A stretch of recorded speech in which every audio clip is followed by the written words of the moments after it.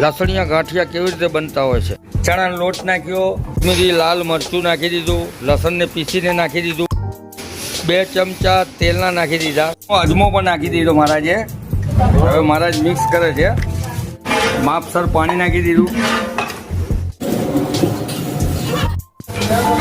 માપસર મીઠું નાખી દીધું, માપસર બાંધી અને રેડી થઈ ગયો છે એકદમ મસ્ત। આ જાળી નાખશે સંચાની અંદર, જુઓ કેવી સ્પીડથી મહારાજ બનાવી રહ્યા છે ગાંઠિયા, લસણિયા ગાંઠિયા। જુઓ મિત્રો કેવા ઉપર આવી ગયા છે, રેડી સરસ બન્યા છે એકદમ। આપણા ગાંઠિયા રેડી થઈ ગયા છે, જુઓ મિત્રો કેવા સરસ બન્યા છે।